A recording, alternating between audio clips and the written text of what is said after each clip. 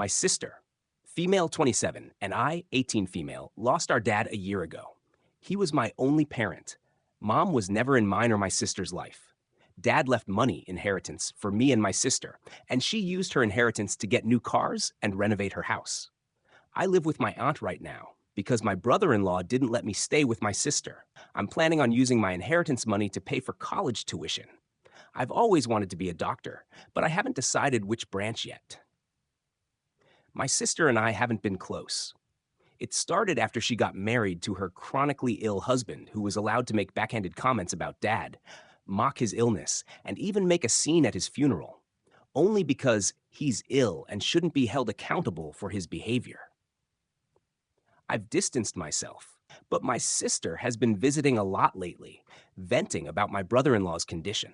He's been in and out of the hospital for heart problems and is in need of surgery. She brought up my inheritance money several times, but I ended up cutting the conversation short each time. Then she straight up asked if I could help pay for her husband's surgery, saying she'd pay me back in less than a year. I felt uneasy because if I give her money from my inheritance, which is a large amount, there's no guarantee she'll pay it back before it's time for me to apply for college. I'm taking a gap year, but I know my sister can't realistically pay back that much money, and I felt like I was risking my future. I refused to help, and she had a meltdown at my aunt's house, calling me heartless, cruel, and without empathy. She said her husband's health should be my priority, and that I needed to help because education is nothing compared to someone's health. She even asked if I'd be happy to see her as a widow and my nephew without a father.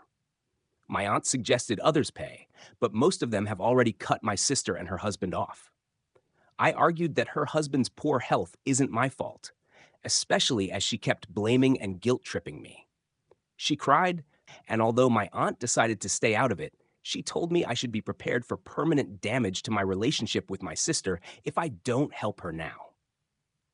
My sister has been sending me texts and pictures of her family, saying, "This is what you're saying no to. A happy, healthy family with a healthy husband and father." I cried and started to feel like I was being selfish and a bad sister and aunt. I asked my friend for advice, and he said, let them sell the cars and all the luxurious stuff they bought to afford the surgery. He also warned me that if I give them the money, I'll never get it back and might not be able to go to medical school.